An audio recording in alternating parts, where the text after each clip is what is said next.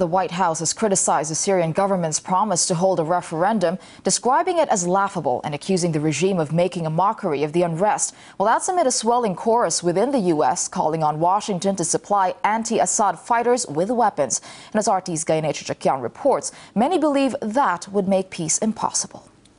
Hawks in Washington calling for the arming of insurgents in Syria. We should start considering all options, including arming the opposition.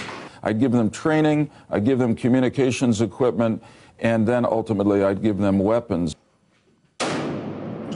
Experts say arming the fighting groups among the opposition is a sure way to drag the country into a protracted civil war. It will also further marginalize those in the opposition who have advocated nonviolence or who advance political strategies. The more arms that are supplied to the armed factions of the Syrian opposition, the more that happens, the less likely it is that there'll be a negotiated solution leading to a ceasefire and a peaceful settlement. They're encouraged, I think, very much by the United States. The civil war in Lebanon went on for 15 years, absolutely appalling bloodshed, and you can easily see that that could happen in Syria.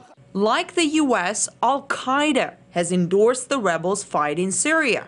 Under President Assad, Syria has been a secular state. Some analysts argue that one of the reasons why Al-Qaeda supports the violent uprising in Syria is that in a less secular environment, it's easier to recruit new terrorists. So if the government falls, you'll be looking forward to just a very long period of complete disintegration. They would be able to attract more and more fanatical recruits. Look at the civil war in Iraq in 2006 and 2007. It was absolutely appalling.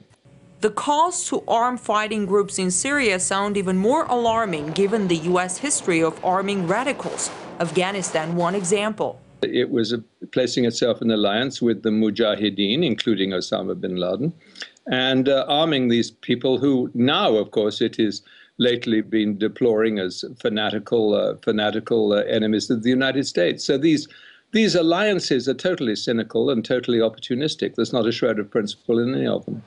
But despite the hawks' outcry, the Obama administration is taking a more cautious stance with regards to Syria. We don't think more arms into Syria is the right answer. Some analysts say arming the very much fractured Syrian opposition would contribute to its further radicalization and would make a political solution virtually impossible.